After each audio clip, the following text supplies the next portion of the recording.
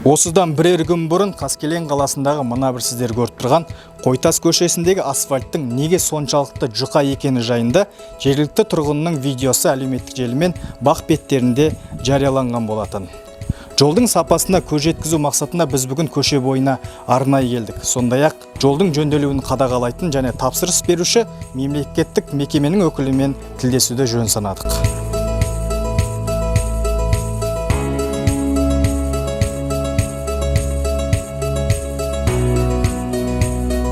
На сегодняшний день ведутся работы по среднему ремонту улиц микрорайона Қойтас города Қаскелен согласно технической документации. В данной документации предусмотрено исправление профиля, выравнивание основания под асфальт, укладка асфальта в 2 слоя. На сегодняшний день укладывается 2-й слой асфальтобетонного покрытия. Также предусмотрено здесь укрепление обочин будет и установка дорожных знаков, нанесение дорожной разметки.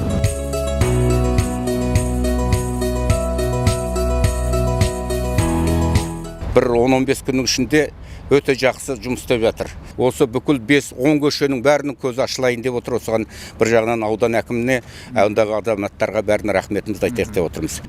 Не нәрсенің өзінің реті бар.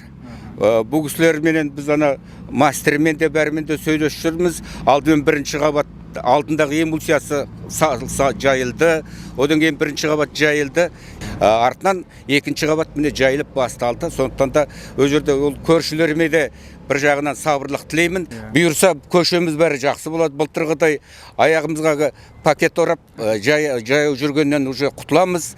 Енді бұл бірден бітпейді ғой, жайлап істеліп жатыр ғой. Олар күні таңертеңнен кешке дейін түнгі қараң түскенше жұмыс жасалып жатыр. Біріншіден әкімшілікке рахмет, айтқанымызды халықтың айтқанын жөндеп айтқанын орындап жатыр. Рахмет сау болсын. Көп адамдар түсінбей жатыр да, бірден біте қоймайды ғой. Соны да мына шала істеп жатыр деп жатыр. Жоқ, ол емес, жақсы істеліп жатыр. Бұлар кеміс жоқ. Біздің көшемізге бірінші слой жүрді, қазір екінші слой жүріп жатыр. О үйдің алдына асфальт кетіп тұрса, оны не керек енді?